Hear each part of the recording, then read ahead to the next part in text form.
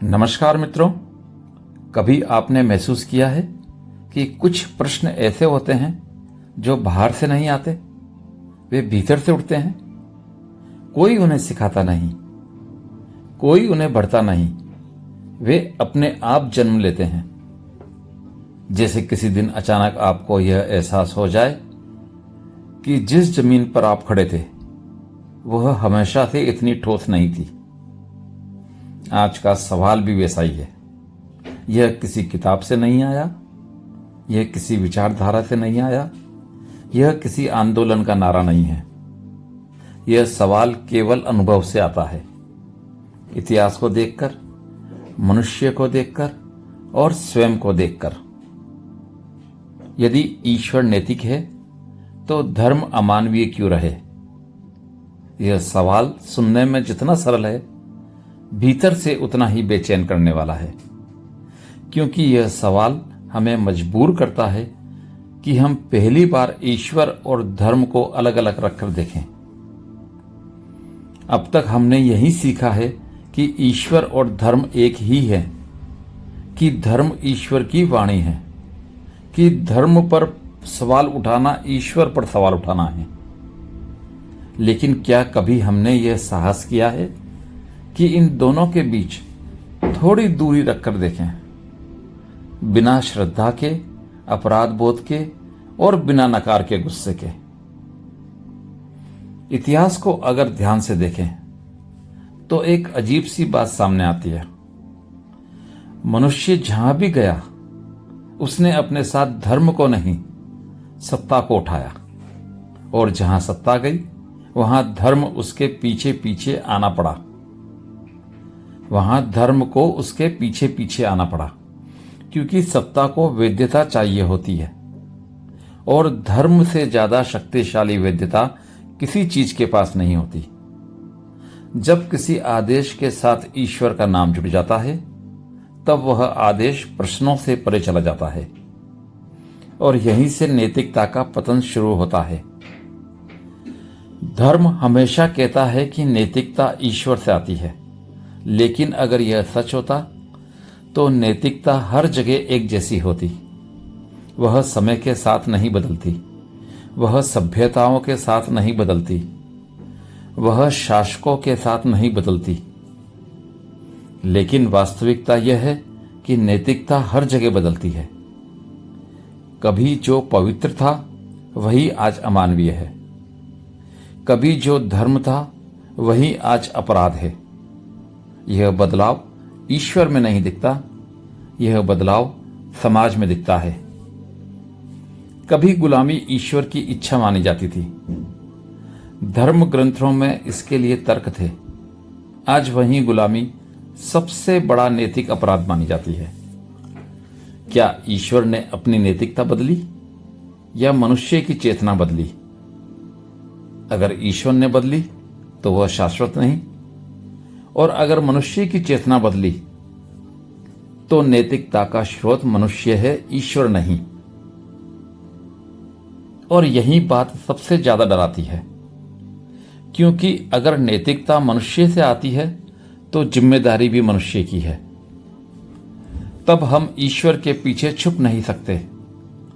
तब हम यह नहीं कह सकते कि हमने तो धर्म का पालन किया।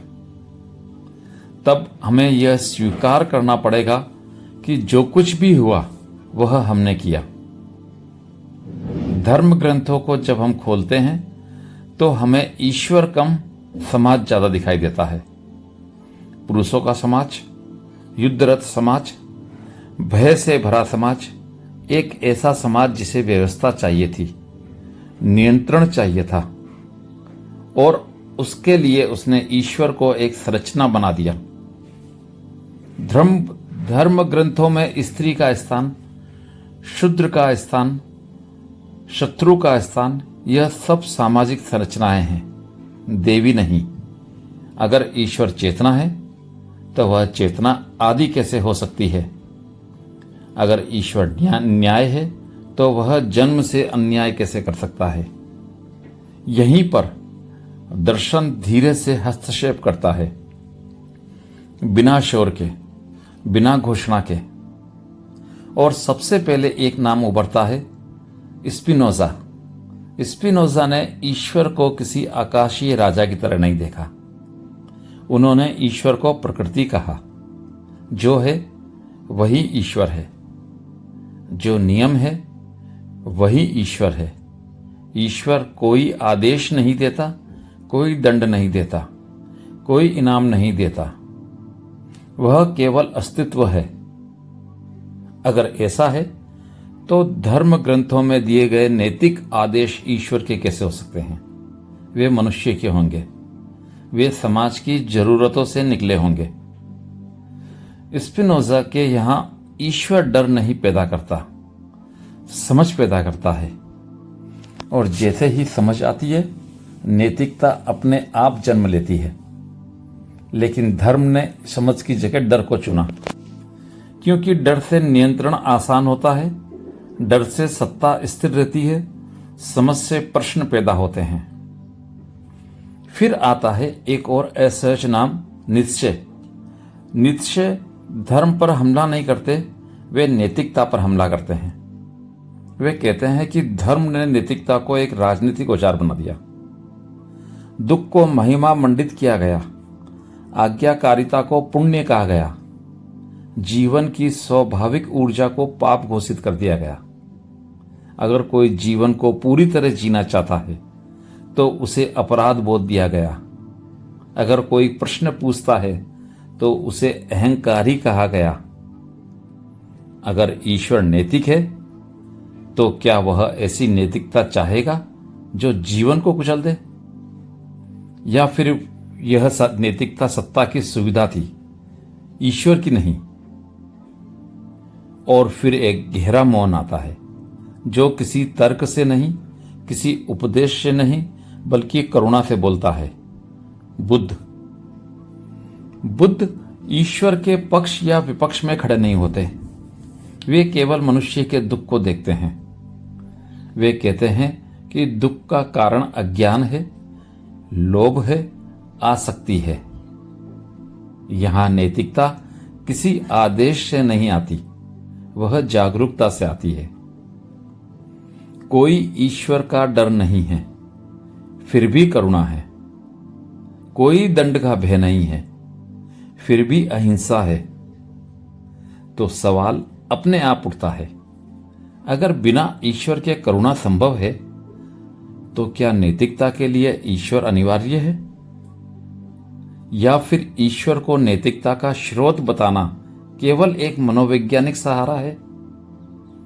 और फिर भारत की ही धरती से एक बहुत सीधी, बहुत कठोर आवाज आती है, चार्वाक। कोई रहस्य नहीं, कोई परलोक नहीं, कोई ईश्वर नहीं। जो दिखता है वही सत्य है, जो प्रमाण नहीं वह कल्पना। चार्वाक डरावने लगते हैं, लेकिन वे एक ईमानदार सवाल छोड़ जाते हैं। अगर ईश्वर नैतिक है तो वह प्रमाण से क्यों डरता है?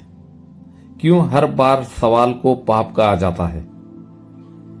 धर्म और नैतिकता की कहानी में सबसे बड़ा पीड़ित स्त्री रही है।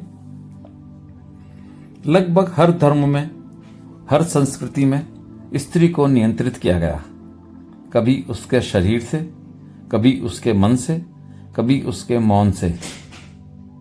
क्या ईश्वर स्त्री विरोधी हो सकता है?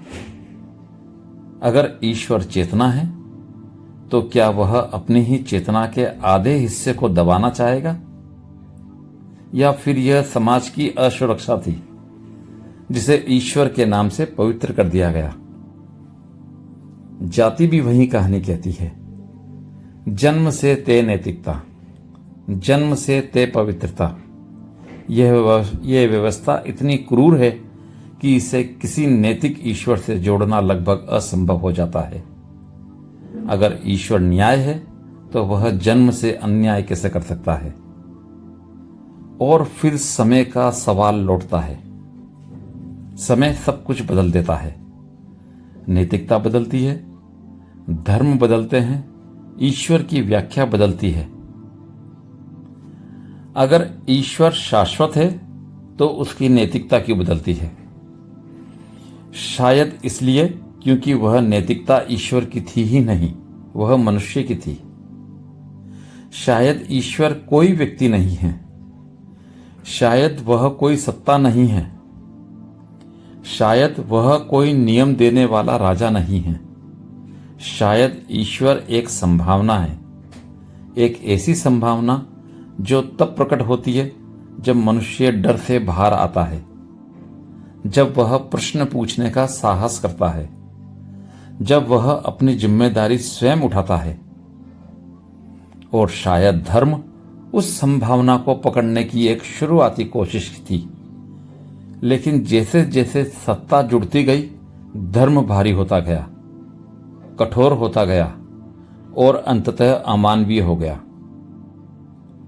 यह पूरा विचार ईश्वर को नकारने के लिए नहीं है, यह ईश्वर को बचाने की एक कोशिश है धर्म से, क्योंकि अगर ईश्वर को धर्म के साथ बांध दिया गया तो हर अमानवीय कर्म ईश्वर के खाते में चला जाता है।